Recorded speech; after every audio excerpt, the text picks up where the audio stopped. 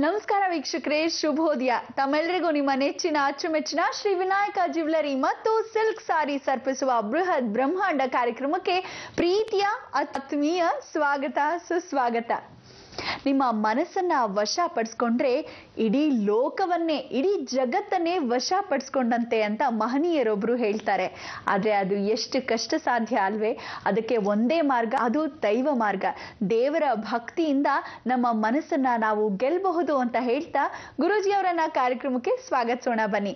ಶ್ರೀಯುತರು ಶ್ರೀ ಸಂಪೂರ್ಣ ಸನಾತನ ಧರ್ಮ ಸಂರಕ್ಷಣಾ ಸಮಿತಿಯ ಸಂಸ್ಥಾಪಕರು ಹಾಗೂ ಶ್ರೀ ಸಂಪೂರ್ಣ ವರಮಹಾಲಕ್ಷ್ಮಿ ಮಹಾಸಂಸ್ಥಾನದ ವ್ಯವಸ್ಥಾಪಕ ನಿರ್ದೇಶಕರು, ನಮ್ಮೆಲ್ಲರ ಪ್ರೀತಿಯ ಗುರುಗಳು ಶ್ರೀ ನರೇಂದ್ರ ಬಾಬು ಶರ್ಮಾ ಗುರೂಜಿಯವರು. ಗುರುಜಿ ನಮಸ್ಕಾರ. ಬೃಹತ್ ಬ್ರಹ್ಮಾಂಡ ಕಾರ್ಯಕ್ರಮ ಪ್ರೀತಿಯ ಸ್ವಾಗತ ಗುರುಜಿ. ನಮಸ್ಕಾರ. ಎಲ್ಲ ವೀಕ್ಷಕ ಬಾಂಧವರಿಗೂ ಪರಿಪೂರ್ಣವಾದ ಸ್ವಾಗತ ಮತ್ತು ನಮಸ್ಕಾರ. ಗುರುಜಿ, ಇವತ್ತು ಮಂಗಳವಾರ, ವಿಶೇಷ ಮಾಹಿತಿ ಏನೋ ತಂದಿರ್ತೀರಾ ಅಂತ ಗೊತ್ತು. ನಾ ಹೇಳ್ತಿದ್ದಂತೆ ಮನಸ್ಸನ್ನ ನಾವು ವಶಪಡಿಸ್ಕೊಬೇಕು ಅಂದ್ರೆ ದೇವರ ಬಗ್ಗೆ ನಾವು ಯಾವಾಗ್ಲೂ ಚಿಂತನೆಯಲ್ಲಿ ತೊಡಗಿರ್ಬೇಕು. ಅಂತಹ ಚಿಂತನೆಯಲ್ಲಿ ತೊಡಗಿಸುವಂತಹ ಕೈಂಕರ್ಯ ನೀವು ಮಾಡ್ತಾ ಬಂದಿದ್ದೀರಾ. ಇವತ್ತೇನ್ ಹೇಳ್ತಿದ್ದೀರಾ? ಎಲ್ಲ ವೀಕ್ಷಕ ಬಾಂಧವರಿಗೆ ಪರಿಪೂರ್ಣವಾದ ಸ್ವಾಗತ ನಮ್ಮ ಮನೆಯ ಬ್ರಹ್ಮಾಂಡ ಲೋಕಕ್ಕೆ. ಈ ಒಂದು ಬ್ರಹ್ಮಾಂಡ ಲೋಕದಲ್ಲಿ ತಾವು ದೈವಾನುಗ್ರಹ ಭಕ್ತ ಪ್ರಿಯರೇ, ಇವತ್ತಿನ ದಿವಸ ಪಂಚಮಿ, ಪೂರ್ಣವಾಗಿರತಕ್ಕಂಥ ಪಂಚಮಿ, ಅನುಗ್ರಹ ಸಿದ್ಧಿ, ಆರಿದ ನಕ್ಷತ್ರ ಸಾಕ್ಷಾತ್ ಪರಮೇಶ್ವರಂದು.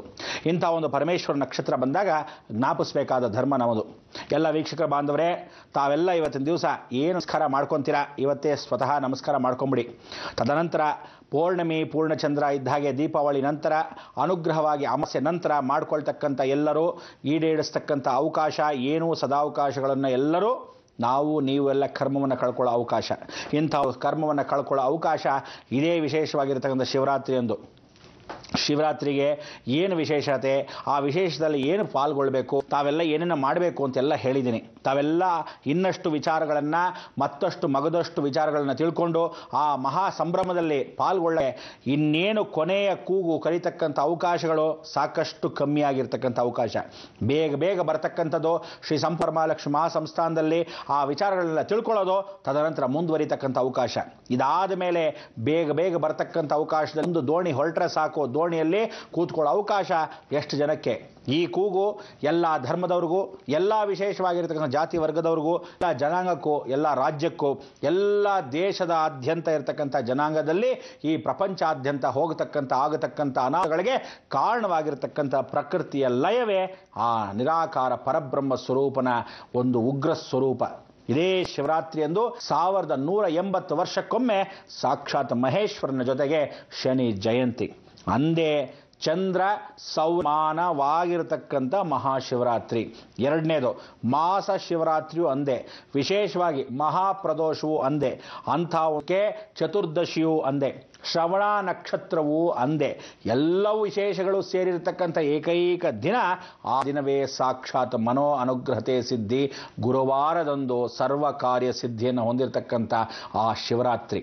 ಈ ಶಿವರಾತ್ರಿಯಲ್ಲಿ ಮಹಾ ಮೃತ್ಯುಂಜಯನಾಗಿರ್ತಕ್ಕಂಥವನು, ಉಗ್ರ ಪ್ರತಾಪಿ ಆಗಿರ್ತಕ್ಕಂಥವನು, ಮಹಾಕಾಳರುದ್ರನಾಗಿರ್ತಕ್ಕಂಥ ಪರಮೇಶ್ವರನ ಪೂಜೆಯಲ್ಲಿ ಸಾಕ್ಷಾತ್ ದೇವತೆ, ಸಾಕ್ಷಾತ್ ಯಮದೇವತೆ ತನ್ನ ತಾಯಿಯನ್ನ ತಾವು ಸಾಕ್ಷಾತ್ ಸೂರ್ಯನಾರಾಯಣಿಗೆ ಒಪ್ಪಿಸ್ತಕ್ಕಂಥ ದಿನ, ಲಕ್ಷ್ಮೀನಾರಾಯಣ ಸಂಗಮಾಗೋ ದಿನ, ಪಾರ್ವತಿ ಪರಮೇಶ್ವರ ಒಂದಾಗೋ ದಿನ, ಬ್ರಹ್ಮ ಸರಸ್ವತಿ ಒಂದಾಗೋ ದಿನ. ಇದಕ್ಕೆ ನೀವು ಕರ್ಮವನ್ನು ಕಳ್ಕೊಳ್ಳೋಕ್ಕೆ ಪ್ರತಿಯೊಬ್ಬನು ಒಂದು ಕುಟುಂಬದಲ್ಲಿ ಒಂದು ಅರ್ಧ ಮೀಟ್ರ್ ಬಟ್ಟೆ, ವಿಶೇಷವಾಗಿರ್ತಕ್ಕಂಥ ಕರ್ಮವನ್ನು ಕಳ್ಕೊಳ್ಳೋಕ್ಕೆ ಪ್ರತ್ಯೇಕ 1/4 kg ಎಳ್ಳು ಕರ್ಮಶೇಷ, ಚಂದ್ರಭಾಗ ತಾಯಿಗೆ ಇರತಕ್ಕಂಥವನಾಗಿರೋ ಚಂದ್ರಶೇಷ, ಬೆಳ್ಳಿ ದಾನ, ಪಂಚಲೋಹದ ದಾನ, ಪಂಚಭೂತಗಳ ಸ್ಥಿರವಾಗಿರ್ತಕ್ಕಂಥದ್ದು, ಅಲ್ಲಿರ್ತಕ್ಕಂಥ ಬನ್ನಿಯ ಮರ ವೃಕ್ಷದಲ್ಲಿ ಸಮನ್ನ ಒಂದನ್ನು ದಾನವನ್ನು ಮಾಡಿ ಆ ಕರ್ಮವನ್ನು ಕೊನೆಯ ಶೇಷವನ್ನು ಗಂಟು ಕಟ್ಟಕ್ಕೆ ಮೊದಲು ಲಾವಂಚವನ್ನು ಹಾಕಿ ಆ ಗಂಟನ್ನು ಸ್ವಯಂ ಪ್ರೇರಿತವಾಗಿರ್ತಕ್ಕಂಥ ಯಾಗಕ್ಕೆ, ವಿಶೇಷವಾಗಿ ಶಿವರಾತ್ರಿಯಿಂದ ಹಾಕ್ತಕ್ಕಂಥ ಮಹಾಕ್ಷೇತ್ರ ಯಾಗ ಇದೇ ಕೊನೆ.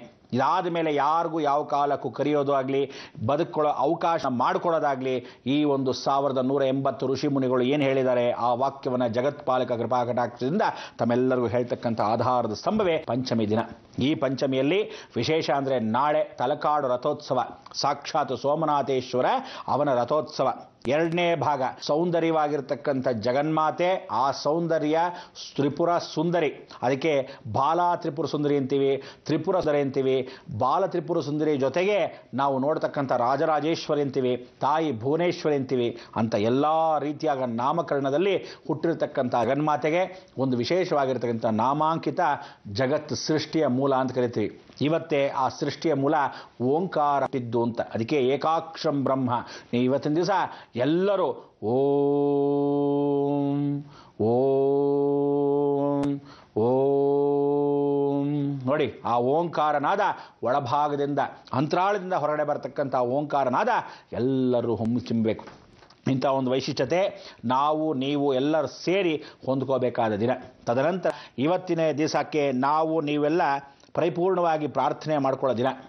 ಪ್ರಾರ್ಥನೆ ಮಾಡ್ಕೊಳ್ಳೋ ದಿನ ಅಂದರೆ ನಂಬರ್ 1 ಮೊದಲನೇದಾಗಿ ಬರ್ಕೊಳ್ಳಿ. ವಿಶೇಷವಾಗಿ ಎಷ್ಟೋ ಜಗತ್ತಲ್ಲಿ ಪರಶುರಾಮ ಕ್ಷೇತ್ರದಲ್ಲಾಗಿರ್ತಕ್ಕಂಥ ವಿಚಾರ. ಪರಶುರಾಮಗೆ ತಾಯಿಯಾಗಿರ್ತಕ್ಕಂಥವರು ಎಲ್ಲಮ್ಮ. ಈ ಎಲ್ಲಮ್ಮ ವಿಶೇಷವಾಗಿ ಜಮದಗ್ನಿ ಆಗಿರ್ತಕ್ಕಂಥ ಯಜಮಾನರು ಸಾಕ್ಷಾತ್ ಪರಮೇಶ್ವರನೇ. ಎಲ್ಲಮ್ಮ ಇನ್ಯಾರೋ ಅಲ್ಲ, ಪಾರ್ವತಿ ದೇವಿ. ಇವರು ಹುಟ್ಟಿರ್ತಕ್ಕಂಥ ಮಗ ಇನ್ಯಾರೋ ಅಲ್ಲ, ಪರಶುರಾಮ ಸಾಕ್ಷಾತ್ ಮಹಾವಿಷ್ಣು. ತಂದೆ ತಾಯಿಗೆ ಹುಟ್ಟಿರ್ತಕ್ಕಂಥ ಮಹಾವಿಷ್ಣು ಸಾಕ್ಷಾತ್ ಅಂಶಪೂರ್ವಕವಾಗಿ ಪರಶುರಾಮನಾಗ್ತಾನೆ. ಪರಶುರಾಮನ ಮುಖಾಂತರವಾಗಿ ಬಂದಿರತಕ್ಕಂಥದ್ದಲ್ಲಿ ವಿಮುಕ್ತಿಗೊಂಡಿರತಕ್ಕಂಥ ಎಲ್ಲಮ್ಮನಿಗೆ ಪುನರ್ಚೇತನಗೊಂಡು ಸಾಕ್ಷಾತ್ ಜಮದಗ್ನಿ ಜೊತೆ ಮತ್ತೆ ಸೇರಿ ಆ ವಿಶೇಷವಾಗಿ ರುಂಡಮಾಲಿನಿಯಿಂದ ಪರಿವರ್ತನಾ ಸ್ವರೂಪಕ್ಕೆ ದೇಹಕ್ಕೆ ಸೇರಿ ನಮಸ್ಕಾರ ಮಾಡಿರ್ತಕ್ಕಂಥ ಪರಶುರಾಮನ ದಿನ ಇವತ್ತೇ ರಥೋತ್ಸವ. ಅಂದರೆ ಸೌದತ್ತಿಯಲ್ಲಿ ವಿಶೇಷವಾಗತಕ್ಕಂಥ ರಥೋತ್ಸವ ಇದೇ ದಿನ. ಅದಾದ ಮೇಲೆ ಅಂತರ್ಯಾಮಿಯಾಗಿರ್ತಕ್ಕಂಥ ಪರಮೇಶ್ವರನು ಅಂತರ್ಜಾಲದಲ್ಲಿ ಅವನು ಸೇರಿದ ದಿನ. ಅಂದರೆ ಜಗತ್ತಲ್ಲಿ ಪರಮೇಶ್ವರ ಭೂಕಂಪವಾಗಕ್ಕೆ ಮೊದಲು ಪಂಚಭೂತಗಳಾಗಿ ಭೂಲೋಕಕ್ಕೆ ಸ್ವರ್ಗವನ್ನು ಮಾಡ್ಕೊತಾನೆ. ಆ ಭೂಲೋಕವೇ ಸ್ವರ್ಗ ಅಂತಕೊಂಡಾಗ ಭೂಲೋಕದಲ್ಲಿ ಕೈಲಾಸವನ್ನು ನಿರ್ಮಾಣ ಮಾಡ್ತಾನೆ. ಜಗತ್ತಲ್ಲಿ ಅಲ್ಲೋಲ ಕಲ್ಲೋಲವಾಗತಕ್ಕಂಥ ವಿಶೇಷ ಎಲ್ಲವೂ ಅಂದಿನ ಕಾಲದಲ್ಲೇ ನಡೆದು ಹೋಗುತ್ತೆ.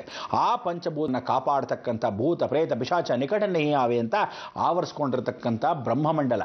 ಈ ಬ್ರಹ್ಮಮಂಡಲದಲ್ಲಿ ಬ್ರಹ್ಮನೇ ಸ್ವತಃ ಬಂದು ಈಶ್ವರನ ಪೂಜೆ ಮಾಡ್ತಕ್ಕಂಥ ಸುದಿನ.